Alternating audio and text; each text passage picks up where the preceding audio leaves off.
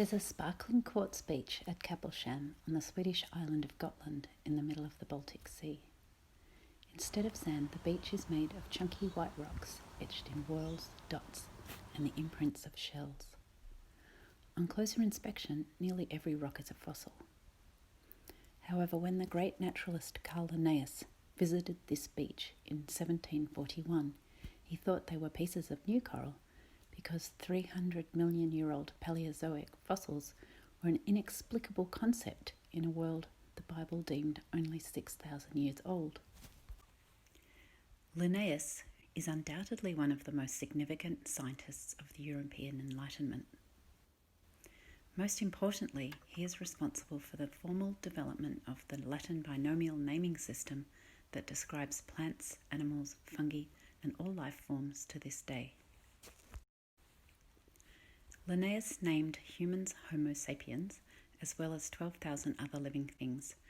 This naming convention allowed scientists from all over Europe to describe and discuss life with each other and to enable this kind of knowledge to progress in great leaps. Yet the father of modern taxonomy, as he's known, had many false starts too.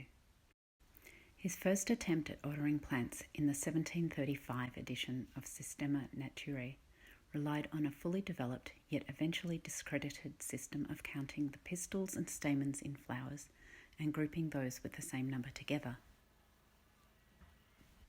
Early editions also contained a section called Paradoxa, which listed mythical or apocryphal species just in case they came to be real. These included the hydra, phoenix, satyrs, and several other strange creatures from medieval bestiaries. This section of the book was only maintained for 5 editions, but I love the fact that such an eminent scientist as Carl Linnaeus was open to speculation.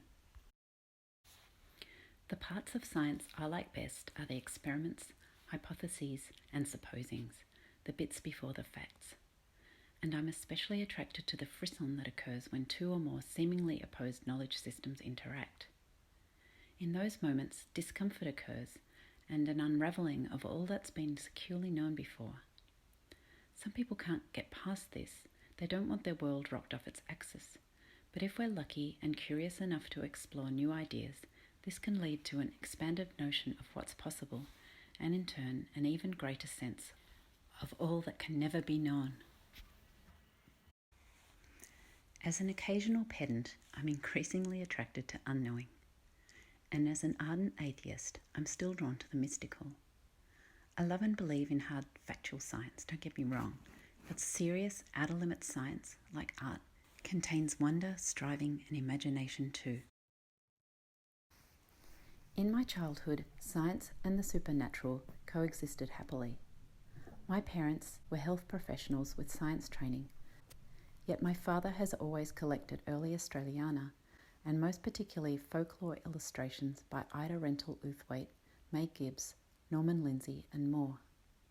Not content with rituals at Christmas and Easter, he convinced me early that there were fairies at the bottom of our garden, and if I left them shiny berries on full moon nights, the fairies would leave me presents. The trick was, I had to notice the full moon occurring each month for myself. Mum's taste in fairy tales were less local. She read us, many times, the full set of Tove Jansson's melancholy Moomin books that to this day make me yearn for snowy Scandinavia. Pseudoscience is also intriguing. While I don't for a second believe in the health efficacy of homeopathy, the voodoo appeal of sharing microscopic essences is metaphorically compelling. During the first months of the COVID-19 lockdown, American jazz pianist Brad Mehldau lamented not being able to play live and sharing the same molecules with his audience.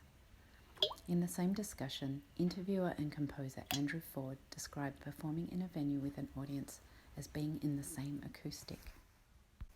These metaphors relate to my impulse in 2017 to be in the same places that Linnaeus worked and walked up to 300 years ago.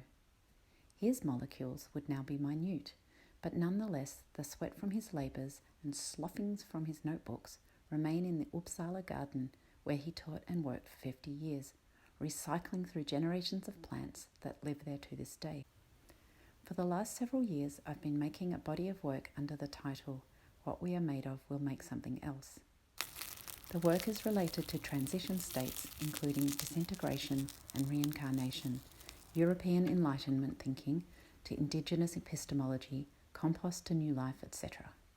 Many of the paintings are circular, and besides ordinary paint, they feature plant ink from brewed leaves and flowers.